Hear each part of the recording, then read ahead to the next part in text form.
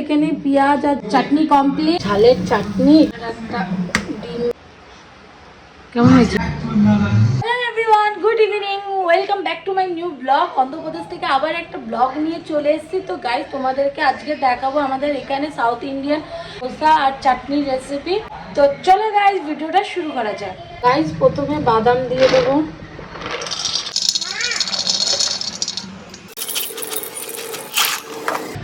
তো গাইস এইটুকুনি বাদাম দিলেই হবে। এটাকে এখন আমি ফ্রাই করে নেব।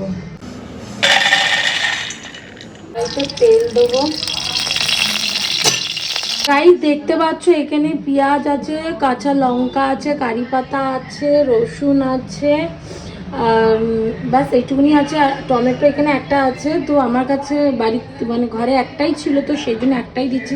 তোমাদের বাড়িতে যদি আরও থাকে তোমরা আরও বেশি করে দিও টমেটোটা।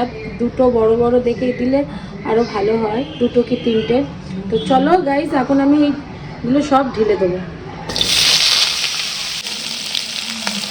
এখন তেল দিয়ে দিয়েছি, তেল গরম হয়ে গেছে। এখন সর্ষে আর শুকনো লঙ্কা দেবো ফোড়নে। এরপরে একটু ডাল দেবো।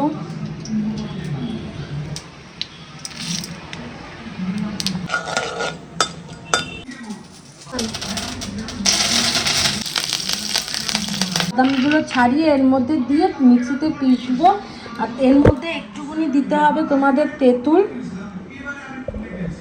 এবারে একটু নুন দিয়ে পিষে নিচ্ছি। একটু জল ঢেলে দেবো। চাটনি হয়ে গেছে আর ফোড়নও দেওয়া গেছে, ফোড়ন একটু পুড়ে গেছে। এবারে এটা একসাথে মিলিয়ে নেব। চাটনি কমপ্লিট। এখন ধোসা বানাবো, তাওয়া বসিয়ে দিয়েছি। আর এখানে আছে চাল, বিউলির ডাল মানে মিলিয়ে ভিজিয়ে রেখেছিলাম। এবার সেটা সন্ধ্যের দিকে পিষে তোমার 2-3 ঘন্টা পরে খেতে পারো। তো এখন ওইটার মধ্যে সোডা আর নুন দিয়ে মিলিয়ে রেখেছিলাম। এখন ওইটা ধোসা বানাবো। ধোসার জন্য রেডি হয়ে গেছে। তো চলো স্টার্ট করি ধোসা বানানো। দেখো এরকম তাওয়া নিলে খুবই ভালো হয়, কারণ আজকাল ননস্টিকের তাওয়াতে না খাওয়াই ভালো, ওতে ক্যান্সারের ঝুঁকি থাকে। তো সেই জন্য এরকম মানে তাওয়া নেবে। এটা অনলি ধোসার জন্যই এই তাওয়াটা। তো চলো এখন ধোসার পিন্ডি দিয়ে দেবো।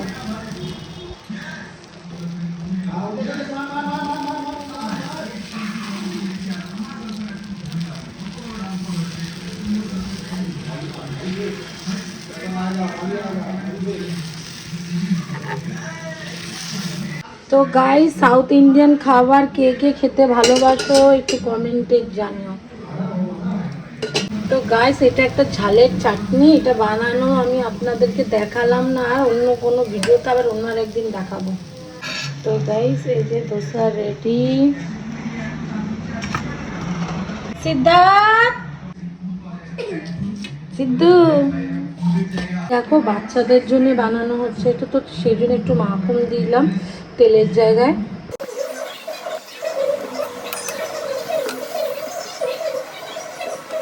আপনারা একটা ডিম ফাটিয়ে দিতে পারেন।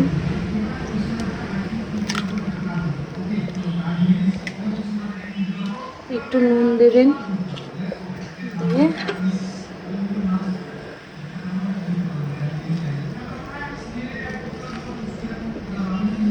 বাচ্চাদের জন্য হেলদি এগ ধোসা।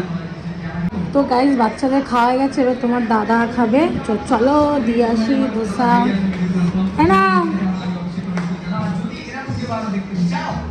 খাও। হ্যাঁ কেমন হয়েছে?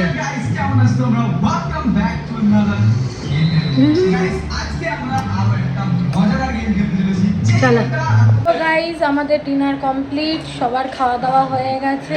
তো আমি ব্লগটা এখানেই এন্ড করছি। তোমাদের যদি আমার ব্লগ ভালো লাগে প্লিজ কমেন্টে জানিও আর একটা লাইক করে দিও। বাই বাই, টাটা, সুস্থ থেকো, ভালো থেকো।